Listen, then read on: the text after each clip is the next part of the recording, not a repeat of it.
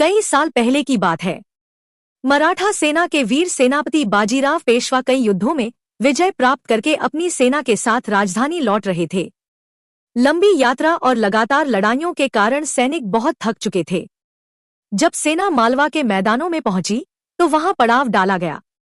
सैनिक भूख और प्यास से व्याकुल थे और उनके पास खाने के लिए पर्याप्त अनाज भी नहीं बचा था।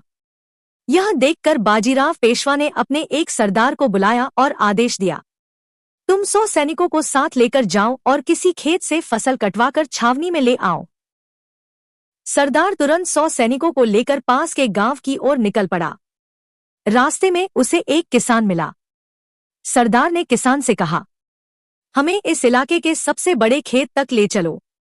किसान उन्हें एक बहुत बड़े खेत के पास ले गया। सरदार ने सैनिकों को आदेश दिया, सारी फसल काट लो और अपने अपने बोरों में भर लो। यह सुनकर किसान घबरा गया। वह तुरंत हाथ जोड़कर बोला, महाराज, कृपया इस खेत की फसल मत काटिए। मैं आपको एक दूसरे खेत पर ले चलता हूं, जहां की फसल पूरी तरह तैयार है।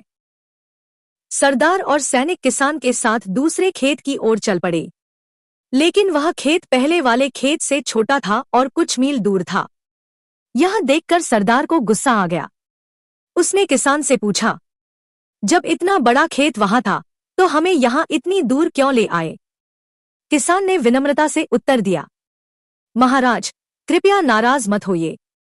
वह खेत मेरा नहीं था, लेकिन यह खेत मेरा है, इसलिए मैं आपको यहां ले आया। किसान की सच्चाई और ईमानदारी सुनकर सरदार का गुस्सा शांत हो गया। वह बिना अनाज कटवाए ही वापस बाजीराव पेशवा के पास लौट गया और सारी बात उन्हें बता दी। यह सुनकर बाजीराव पेशवा को अपनी गलती का एहसास हुआ। वे स्वयं सरदार के साथ उस किसान के खेत पर पहुंचे। बाजीराव पेशवा ने किसान की ईमानदारी से प्रसन्न होकर उसे ढेर सारी अशर्फियां इनाम में दी। फिर किसान की अनुमति से उसकी फसल कटवाई गई और सेना के लिए अनाज छावनी में ले जाया गया।